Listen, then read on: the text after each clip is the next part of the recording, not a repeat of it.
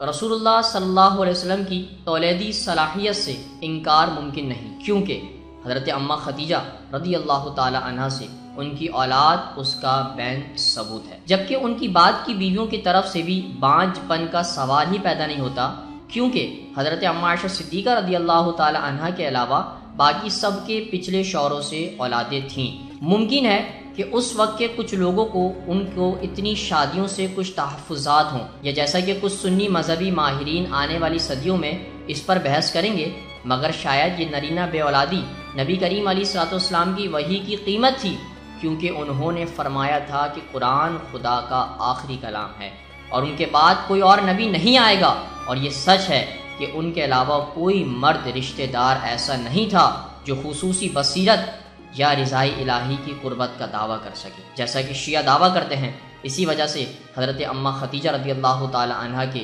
2 شیر خوار لڑکوں کو موت کی طرف پلٹنا پڑا اور وہ زندہ نہ رہ سکے، کہ کہیں ایسا نہ ہو کہ وہ نبی کریم علیہ السلام کی پیغمبرانہ جین کے وارث کہلائیں۔ اللہ کے رسول علیہ الصلوۃ والسلام وہ ہستی ہیں جنہوں نے اپنی مرضی خدا کی مرضی کو پورے جزیرہ نما عرب پر نافذ کر دیا تھا۔ انہوں نے یہ عظیم کام محض 2 دہائیوں میں کیا تھا، جب سے اللہ کے فرشتے حضرت جبرائیل علیہ السلام ان کے سامنے جب پہلی بار آئے تھے اور انہوں نے آپ سے کہا تھا اقرا، یعنی پڑھو، تلاوت کرو، اور اس طرح قرآن کی حیرت انگیز ابتدائی سطریں تلاوت اقرا وجود میں آئی، اور پھر اس طرح مزید انکشافات وحی کی شکل میں آپ پر بتدریج نازل ہوتے رہے، اور یہ سب سے خوبصورت عربی لحن میں تھے جو شاید کسی نے نہ کبھی سنے ہوں، یا دلوں میں اتر جانے والی ماورائی شاعری کی طرح تھی، جس کو ایک الہامی حیثیت کا درجہ بھی حاصل تھا، کیونکہ یہ ممکن نہیں تھا کہ اللہ کے رسول علیہ الصلوۃ والسلام جیسا کوئی بغیر علم حاصل کیے